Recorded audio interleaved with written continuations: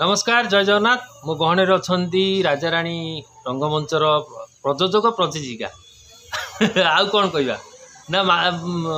अभिनेता अभिनेत्री कहवा कौन कहवा। नमस्कार दुई जन को जोड़ी जिते बड़े मो गहणे अच्छा आसतु राजाराणी रंगमंच 2024-25 प्रिपेयर होची आखड़ा भी जोरसोर चली जोटा कि कौन कहे आउ प्रयोजिका आरंभ करिया प्रयोजिका प्लस हिरोइन ना कौन कौन कहे। नमस्कार दर्शक बंधु आमर मो स्वामी गोटे स्वप्न थिला इच्छा थिला बहुत वर्ष एम सी गोटे यात्रा परी करेंगे बोली जहाँ ठाकुर द्वारा आज स्वप्न साकार होगा जाऊँगी सब पार्टी तो बाहर आमर टे लेट्रे बाहर किंतु आमर जोरदार आखड़ा ए चली प्रस्तुति पथे जो नाटक प्रथम नाटक चली से नाटक विषय कौन कहे नाटक ना टाइटल नाटक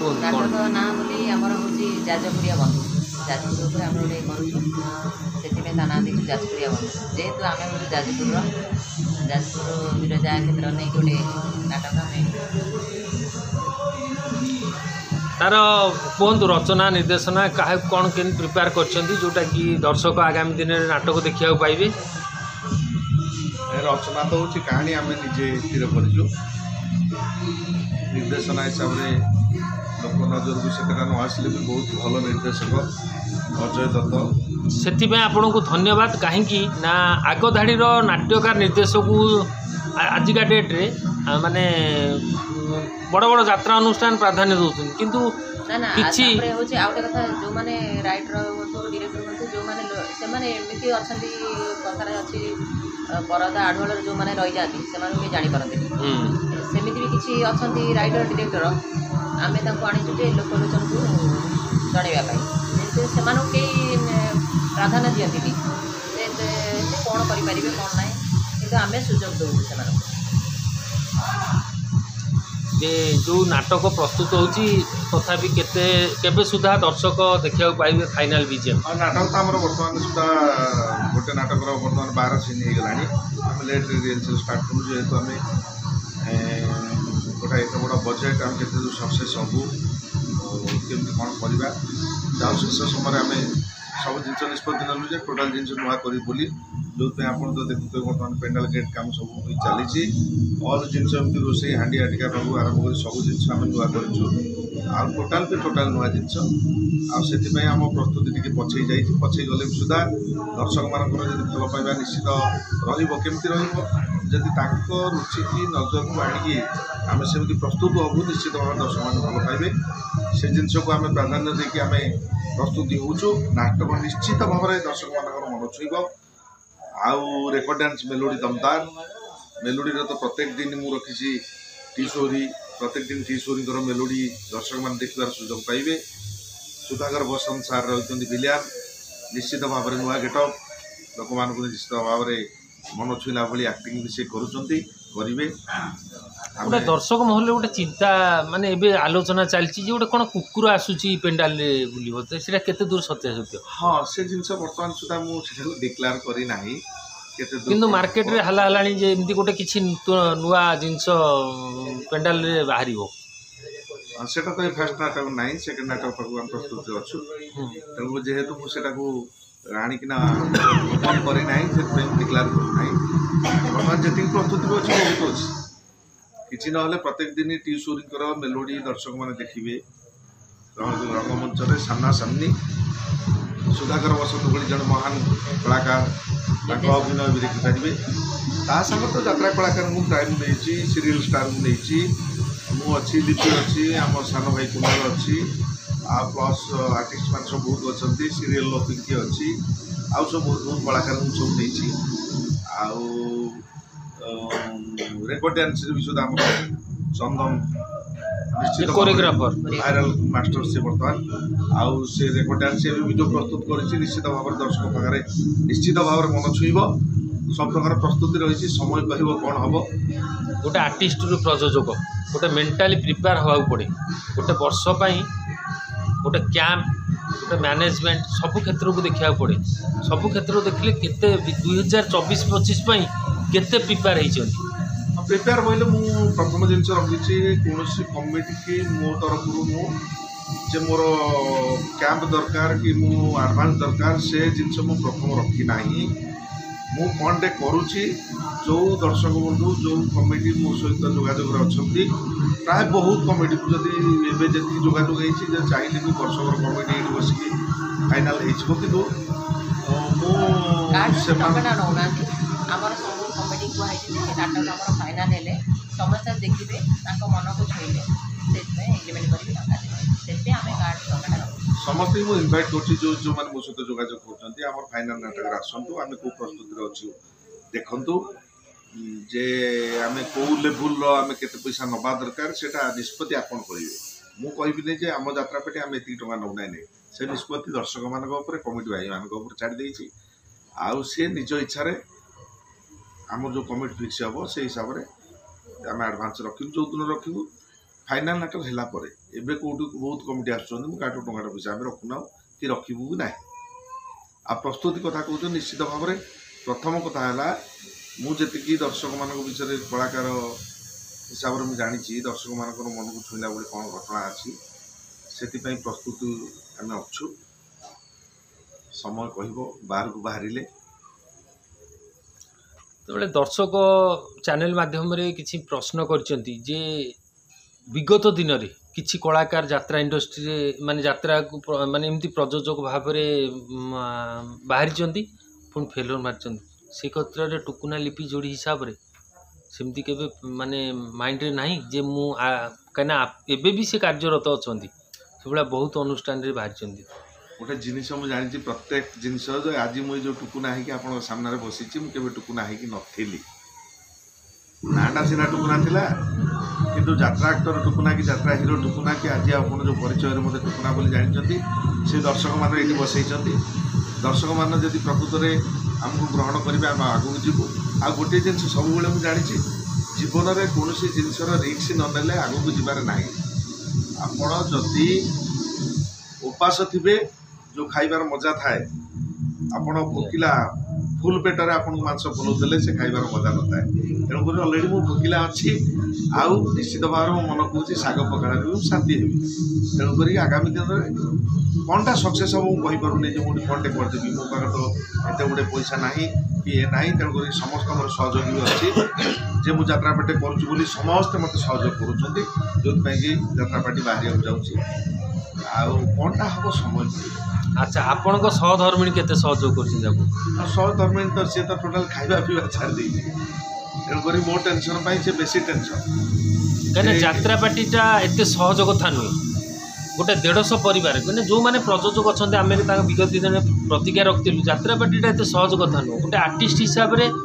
अभिनय कले आपणकर पारिश्रमिक पाइले से गोटे कि यात्रापाटीटा चलैबा एत सहज कथा नुहे एत बड़ रिस्क जोटा कि आगामी दिन में गोटे आपण चैलेंज निश्चित भाव में यात्रापाटी केड़े केड़े यात्रापाटी भी सुधा असुविधार सम्मुखीन होती मु भी अंगली बीजी यात्रापाटी मान चाकरी कर देखी जानी तेणुक सब ठाकुर भरसा कर माँ धाकुली अच्छा एपर्तंत सब ठीक ठाक चली आगामी दिन में ठीक हम आ मोर चिंताधारा अच्छी जे मु बर कौटी बंदा चंदा पड़ जाए कलाकार मान टाइम रे पैसा देवी सब जिन सब ठीक ठाक करी कमिटी बंधु मान सहित ठीक भाव में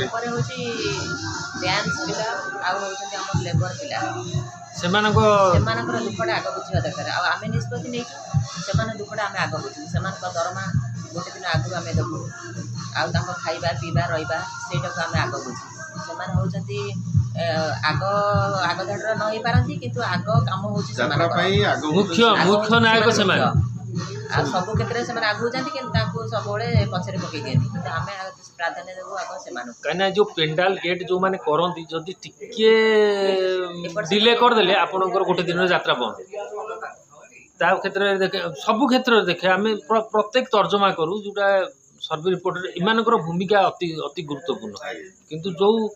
4 दिनिया यात्रा हेले जो 3 दिन रेस्ट मिले किंतु जो 2 दिन खटणी शिफ्टिंग आउ लोडिंग अनलोडिंग से दिन पूरा हेवी परिश्रम जोटा कि से ସେମାନଙ୍କୁ ଯେତେବେଳେ ପ୍ରାଧାନ୍ୟ ଦେଇଛନ୍ତି ନିଶ୍ଚିନ୍ତ ଦର୍ଶକ ମାନଙ୍କ ପାଖରେ ଆମେ ଆଗ ନିଷ୍ପତ୍ତି ନେଇଛୁ ଆଗ ସେ ଡ୍ୟାନ୍ସ ପିଲା ଆଉ ହଉଛନ୍ତି ଲେବର ପିଲା ସେମାନଙ୍କୁ ଆଗ ଆମେ ପ୍ରାଧାନ୍ୟ ଦେବୁ ତାପରେ ହୁଏତ ଗୋଟେ ଦିନ ଆମର ଆର୍ଟିଷ୍ଟଙ୍କର ଆମେ ବୁଝେଇ ଦେଇପାରିବୁ ଯେ ଗୋଟେ ଦିନ ପାଇଁ ଦରମା ହେଇପାରେ କିନ୍ତୁ ସେମାନଙ୍କୁ ଆମେ ଡେଟ୍ ଫେଲ୍ କରିବୁ। ଯାତ୍ରା ପାର୍ଟିରେ ଦୁଇଟା ଜିନିଷ ବେଶୀ ବିଶୃଙ୍ଖଳା ହୁଏ ଗୋଟେ ହେଲା ମେସ୍ ଗୋଟେ କେସ୍ এইটাও କେମିତି ପ୍ରିପେୟାର କରିଛନ୍ତି? ସେ ଦୁଇଟା ଜିନିଷ ତ ବେଶୀ ଗୁରୁତ୍ୱ ଦେଇଛୁ ଆମେ। ପ୍ରଥମ କଥା ହେଉଛି ରିହର୍ସାଲ ହେଉଛି ରିହର୍ସାଲ ପିରିୟଡ଼ରୁ ବି ଯେତେ ସବୁ ମୋର ଷ୍ଟାଫ୍ ଅଛନ୍ତି ବୁଝିପାରିବେ ନିଶ୍ଚିତ ଭାବରେ ସମସ୍ତଙ୍କୁ ମେସ୍ଟି ମୁଁ ଭଲ କରିବା ପାଇଁ ଚେଷ୍ଟା କରିଛି। ଆଉ ପଇସାଟା ଯାହାକୁ ଯାହା ସହିତ ଅଲଗା ପାର୍ଟି ହିସାବରେ ମୁଁ ଫିଲ୍ଅପ୍ ନ କଲେ ବି ଯାହାକୁ ଯାହା କଣ୍ଡିସନ୍ କରିଛି ସେ ହିସାବରେ ଦେବା ପାଇଁ ଚେଷ୍ଟା କରୁଛି। ଆଉ ଆଗାମୀ ଦିନରେ ବି ସୁଦ୍ଧା ମୁଁ କ'ଣ ବି ହେଇଯାଇପାରେ ସେଇଟା ଫିଲ୍ଅପ୍ କରିବାକୁ ଚେଷ୍ଟା କରିବି। ପ୍ରଥମ ହେଲା ଭଲ ଖାଇବା ଭଲ ରହିବା। ହଁ ତାପରେ ମୁଁ ଗୋଟିଏ ଜିନିଷ ଚିନ୍ତା କରିଛି ଆମର ଷ୍ଟେଜ୍ ତଳେ ରହୁଥିବା ମୋର ଯୋଉମାନେ କର୍ମକର୍ତ୍ତା ଆଉ ଆର୍ଟିଷ୍ଟ ମୁଁ ସମସ୍ତଙ୍କୁ ଗୋଟିଏ ଆଖିରେ ଦେଖୁଛି। ଗୋଟିଏ ଆଖିରେ ଦେଖିବି ବୋଲି ମୋ ମନ ଭିତରେ ଅଛି କାରଣ ସେମାନେ ମୋ ପାଇଁ ଯେମିତି ଆର୍ଟିଷ୍ଟ ମାନେ ସେମିତି ସମସ୍ତଙ୍କୁ ସମାନ ଆଖିରେ ଦେଖିବି। ଖାଇବାଠୁ ରହିବାଠୁ ପଇସା ଦେବା ଗୋଟେ ପରିବାର ଯେମିତି ବାପା ମା ଭାଇ ପୁଅ ଝିଅ ସମସ୍ତେ ଯେମିତି ସମାନ ସମସ୍ତଙ୍କୁ ସମାନ ଦୃଷ୍ଟିରେ ଦେଖିବେ। ଆଉ ଶେଷ ପ୍ରଶ୍ନ ହେଉଛି ଯେ ଯେଉଁ 2024-25 ପାଇଁ କେତେ ଖଣ୍ଡ ନାଟକ ନେଇକି ଯାତ୍ରା ମଇଦାନକୁ ଲଢ଼େଇ ପାଇଁ ପ୍ରସ୍ତୁତ ହେଉଛନ୍ତି ସେଇଟା ଦର୍ଶକମାନଙ୍କୁ କହିବେ? ନାଟକ ତ ଆମେ 4ଟା ନାଟକ କରିବୁ ଅଧିକା କରିପାରିବୁନି।